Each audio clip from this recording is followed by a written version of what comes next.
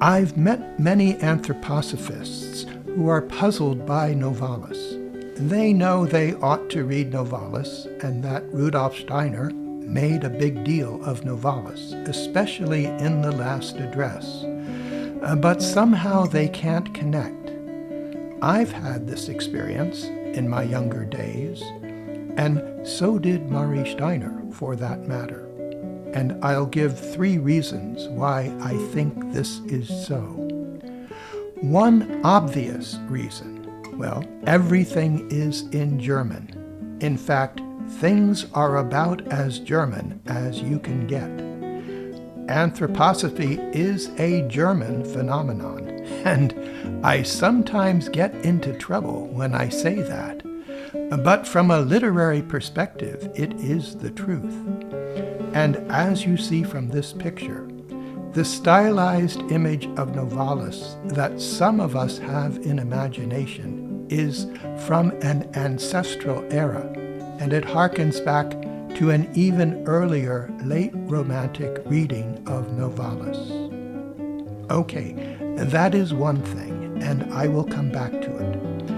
But my second reason, in my opinion, for this general puzzlement about Novalis, despite Rudolf Steiner's strenuous and repeated admonishments to pay attention, is that Rudolf Steiner's reading of Novalis is very much bound up with the early theosophical years of the development of anthroposophy, and with the strife between the German theosophists and the Anglo-American Theosophical Society, and also bound up with the dynamic, creative, collaborative relationship between Marie von Sievers and Rudolf Steiner.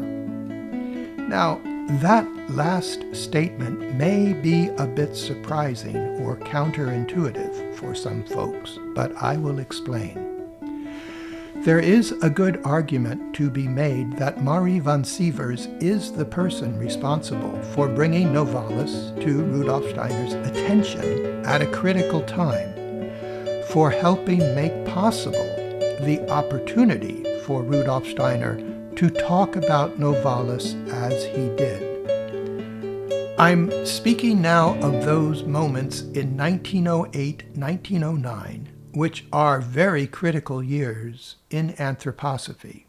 They are related to the teaching about the reappearance of the etheric Christ, and Rudolf Steiner's pronouncements about this event and his elaboration of the Christ mystery. Rudolf Steiner's lectures describe how the mysteries of Novalis are intimately woven into the Christ mystery. These are also the years of conflict over the context and importance of Buddhism in respect to theosophy and eventually anthroposophy. In other words, the so-called Bodhisattva conflict that split apart theosophy in Central Europe. And at some point, I will discuss this topic in more detail in a separate video. In 1908-1909, Rudolf Steiner was on the threshold of speaking about these mysteries and conflicts in detail, but he had not yet done so, and he and Marie had begun to collaboratively present the poet Novalis at critical events. Rudolf Steiner lectured, Marie von Sievers performed artistically. Here is what Marie von Sievers had to say about this moment that I am referring to in 1908-1909, which directly touches upon the importance of art and poetry in spiritual science, as well as on Novalis. This is a rough translation from Marie Steiner's memoirs published in 1952. It was during the time 1908-1909 that Rudolf Steiner encouraged me to step out more and more with recitation.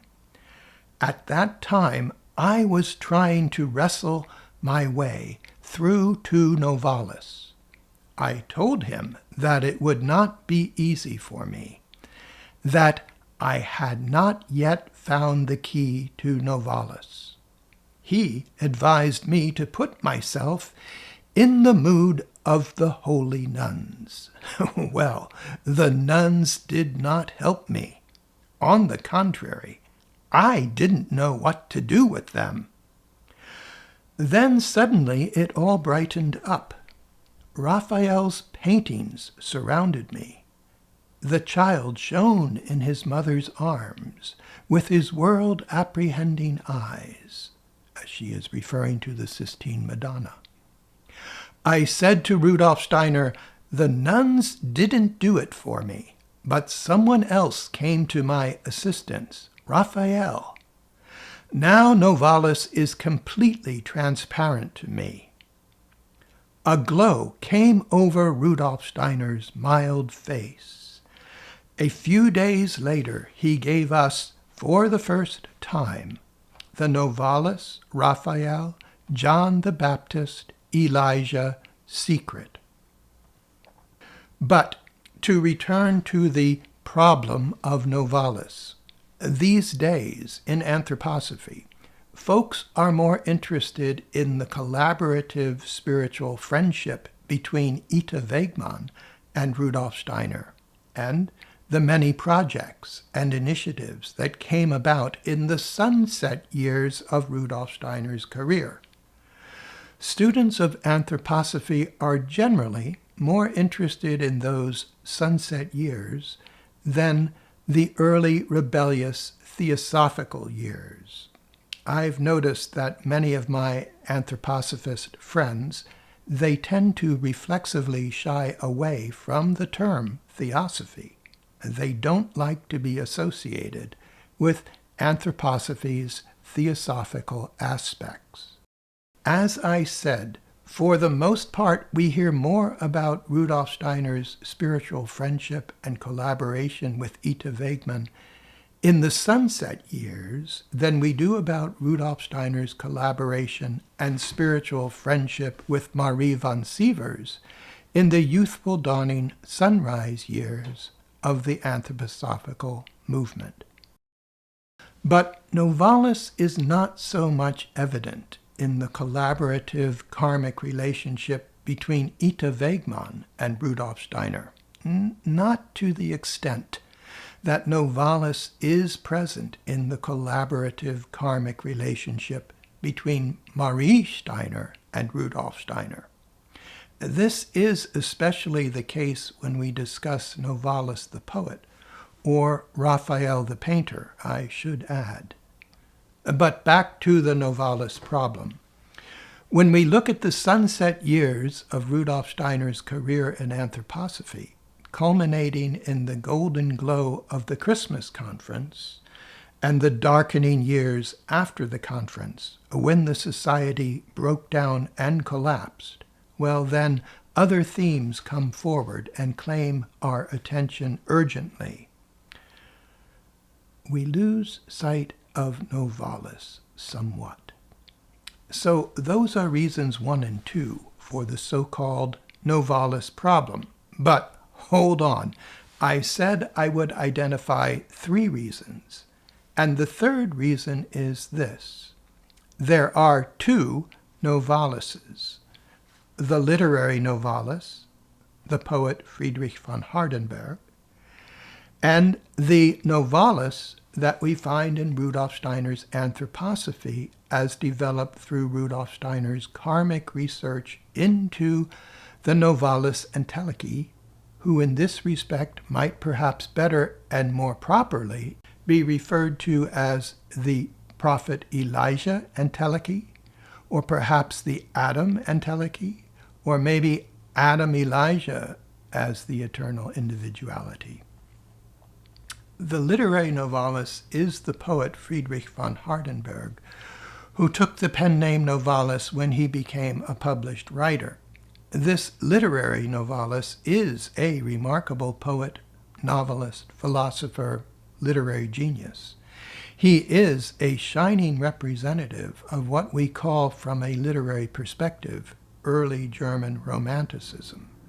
And that refers to those years in the late 18th century in German-speaking Central Europe, roughly the 1790s, that are the literary source spring for Rudolf Steiner's anthroposophy. These are the years in which Goethe wrote what Rudolf Steiner called the germinal seed of the anthroposophical movement, the fairy tale of the green snake and beautiful lily, which the poet Novalis knew quite well. The literary Novalis is the prototypical representative genius of early German Romanticism, and in a literary sense, Friedrich von Hardenberg, the poet Novalis, is extremely important if we want to understand Rudolf Steiner from a literary standpoint. Novalis is the soul of early German Romanticism. But Rudolf Steiner almost never speaks in a literary way when he talks about Novalis. When Rudolf Steiner says Novalis, you almost always need to put the name in quotes. When Rudolf Steiner says Novalis, he is referring to an eternal individuality, a supersensible spiritual entelechy that spans multiple astoundingly famous incarnations, going back to the time of Lemuria, the Garden of Eden, and to the legend of the fall, or even farther back to the Mother Lodge of humanity. The multiple known incarnations of this supersensible individuality include Adam, Phineas who saved the mission of Moses, Rudolf Steiner tells us, the prophet Elijah, who guided the Hebrew people, John the Baptist, who Rudolf Steiner identifies as the group soul of the disciples, the painter Raphael, the poet Novalis. But due to the complications of spiritual economy, and that is a concept that Rudolf Steiner used to explain the profound complexities of reincarnation. Due to spiritual economy, this supersensible individuality is also bound up with the individuality known as Lazarus John, or John the Evangelist, author of the Gospel of John and the Book of Revelation. With the raising of Lazarus, the first initiation of a human being directly by the Christ, with this event, the individuality of Lazarus became interpenetrated to the consciousness soul by the Elijah entelechy, who was John the Baptist.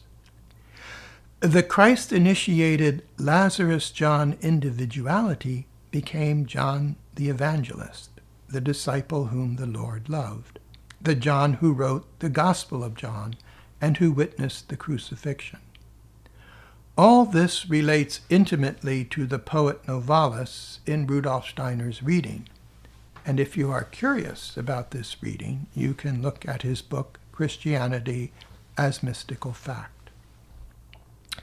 To make matters even more complex, however, this supersensible individuality Novalis has very close ties to the masters of wisdom and harmony on the moon, to Michael and to Jehovah, to Zoroaster, and to the historical Buddha, and to the future Maitreya Buddha. Because this eternal individuality, known as Novalis, saved the mission of Moses, as Rudolf Steiner tells us, one might indeed argue that this eternal individuality, Novalis, is responsible for the revelation of the Christ mystery.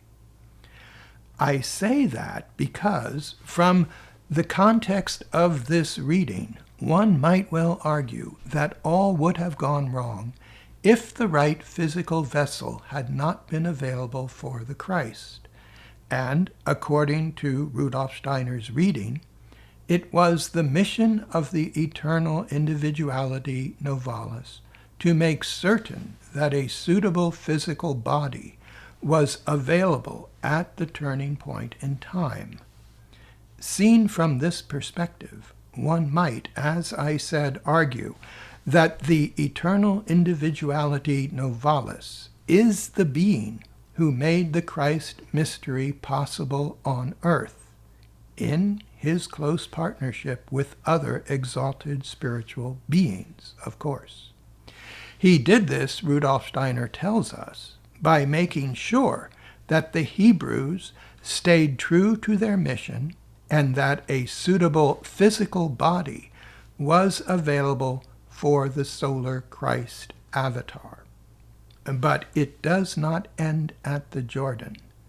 Novalis, according to Rudolf Steiner's reading, has a very important future mission in respect to the Christianity of the sixth post-Atlantean age, the age of the Christianity of the Holy Spirit, and in respect to the mystery of the heavenly Sophia, and in respect to the mystery of the Maitreya Buddha.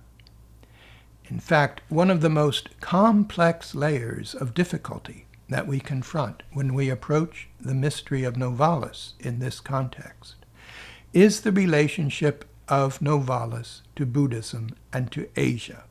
And I'll say more about that in future lectures.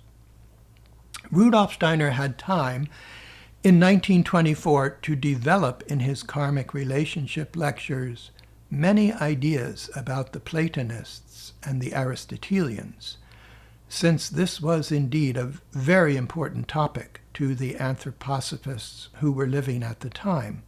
He told Marie Steiner not to publish the last address until he could complete the second part. But he did not have time.